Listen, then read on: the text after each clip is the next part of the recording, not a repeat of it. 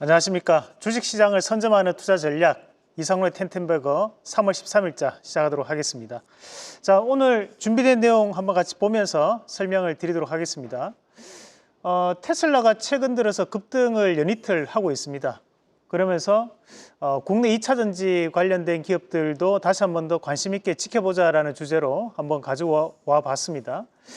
사실 과거에는 테슬라가 상승을 하면 2차 전지도 함께 상승하는 그런 양상들이 많이 나타났었고, 마찬가지로 테슬라가 급락을 하게 되면 2차 전지 관련된 기업들도 크게 급락을 하는 모습들이 많이 있었는데, 최근에는 조금 그런 상관관계가 옅어지는 그런 양상들이 나타나고 있습니다.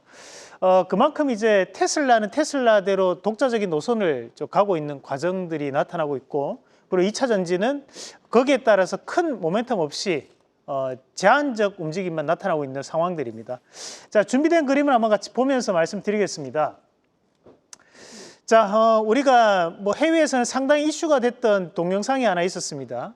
테슬라가 급락을 하고 난 다음에 또 테슬라 관련돼서 불매운동이 일어나자 트럼프 대통령이 테슬라 모델 S에 탑승하는, 그리고 거기에 따라 시승하고 구매까지 하는 그 영상이 올라왔었는데, 그리고 여기 영상에는 잘렸지만 그 옆에서 일론 머스크가 박수치는 그런 영상이 있었습니다. 이것이 해외에서는 상당히 이슈가 되었고, 이 영상 이후로 테슬라가 연이틀 크게 급등하는 모습들이 나타나기도 했습니다. 그리고 이제 다음 그림 한번 같이 보시면, 전일자에 나왔던 뉴스 중에 한 개가 바로 우리가 중국 규제를 미국 하원에서 통과했다라는 거였거든요. 배터리에 대한 규제를. 우리가 이제 미국 같은 경우에는 하원에서 통과하고 난 다음에, 물론 곧장 법안이 시행되는 것이 아닙니다. 하원 통과 이후 다시 상원으로 넘어가고, 상원에서 만약에 수정이 된다면 다시 하원으로 내려와서 그리고 다시 한 번 더 상원에서 통과가 이루어져야 되는데, 그런 상원 통과까지 거치고 난 다음에 행정명령이 시행되면서 법안이 시행이 되죠. 그런데 지금 이렇게 하원 통과를 했다는 것만으로도 사실 국내 배터리 업체들이 상당한 반사이익을 받지 않을까라는 기대감이 있었지만, 주가는 큰 움직임 자체는 없었습니다. 자, 그러면 여기서 우리가 원론적으로 그럼 2차 전지가 어떤 모멘텀이 있어줘야지만 올라갈 수 있는지를 좀 더 살펴보실 필요가 있을 것 같습니다. 다음 그림 한번 같이 보겠습니다. 자, 우리가 이제 전기차에 대한 부분의 제조 원가와 2차 전지 셀 원가에 대한 비중을 한번 살펴보셔야 될 필요가 있는데, 우리가 일반적으로 전기차가 판매가 많이 되면 과연 2차 전지 관련된 기업들은 상승할 수 있을까?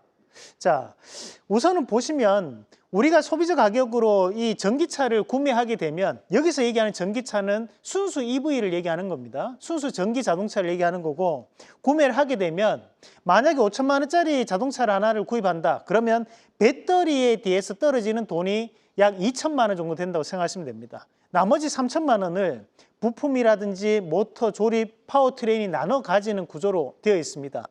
그래서 전기차가 많이 팔릴수록 2차 전지 관련된 기업들은 상당한 수혜를 볼 수 있다는 것은 사실이라는 거죠.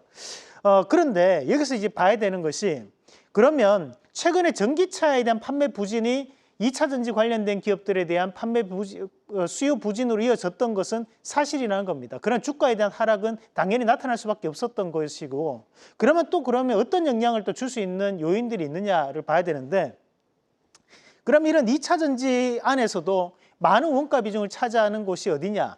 그러면 양극재가 또 절반 정도를 차지합니다. 그러고 난 다음에 음극재, 분리막, 전해질 순으로 차지하게 됩니다. 그래서 우리가 여기에 나오는 양극재, 음극재, 분리막, 전해질을 4대 구성 요소라고 합니다. 그죠? 그러면 이 양극재 안에서도 어떤 부분이 실적에 큰 영향을 미칠 수 있느냐, 주가에 큰 영향을 미칠 수 있느냐를 또 봐야 될 것 같은데요. 이런 양극재에 대한 부분에서는 또 리튬에 대한 가격이 약 55% 이상을 차지합니다. 우리가 흔히 하이니켈 배터리라고 얘기를 하더라도 그 니켈 배터리라는 것은 리튬이 포함한 상태의 하이니켈 배터리가 되는 겁니다. 그럼 일단 기본적으로 니켈이 약 55에서 60%를 차지하는 거고, 나머지 금속류, 원재료들이 약 40% 정도 차지한다라고 보시면 되겠습니다. 그러면 결국에는 절대적으로 현재 2차 전지 관련된 기업들이 강한 상승세를 보이고, 거기에 따른 강한 실적을 동반하기 위해서는 리튬 가격이 무조건 올라줘야 되는 겁니다.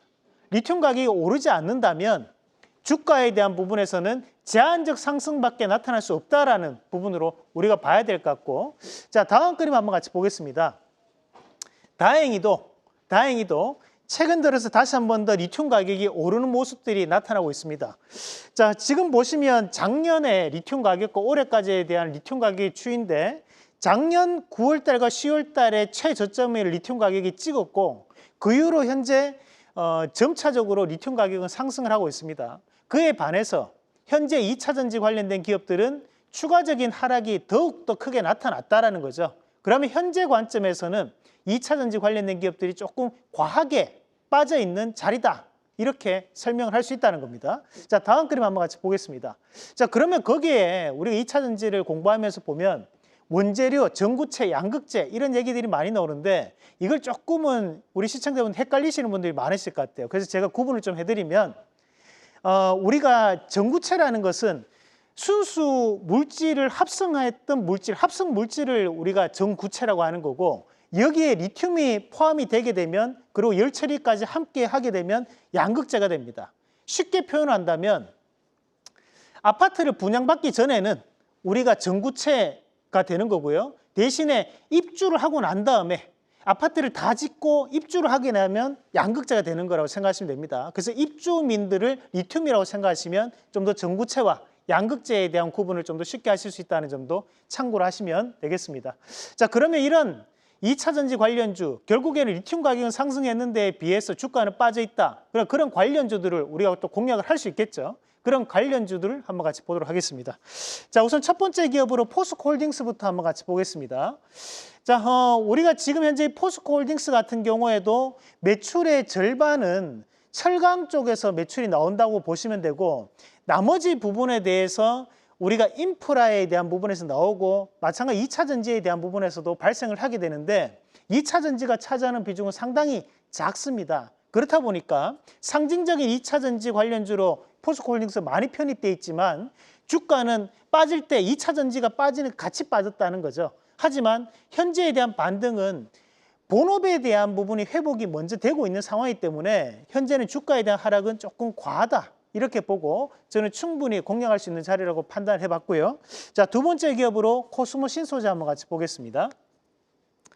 자, 코스모 신소재 같은 경우에는 최근 들어 주가에 대한 하락폭이 계속적으로 나타나고 있는 그런 과정들이었는데, 이 코스모 신소재가 가지고 있는 강점 중에 한 개가 배터리 3사에 대해서 모두 다 납품이 이루어지고 있는 업체라는 겁니다. 그래서 우리가 코스모 신소재 같은 경우에는 후발주자로서 많이 알려져 있지만, 현재는 배터리 3사에 대해서 모두 다 공급을 하고 있는 이력을 가지고 있는 기업이기 때문에 이런 리튬 가격에 대한 상승분이 주가에는 긍정적인 영향을 미칠 가능성이 높다고 보고, 두 번째 기업으로 코스모 신소재도 낙폭과대로서 한번 지켜봐야 되는 시점 말씀을 드리도록 하겠습니다.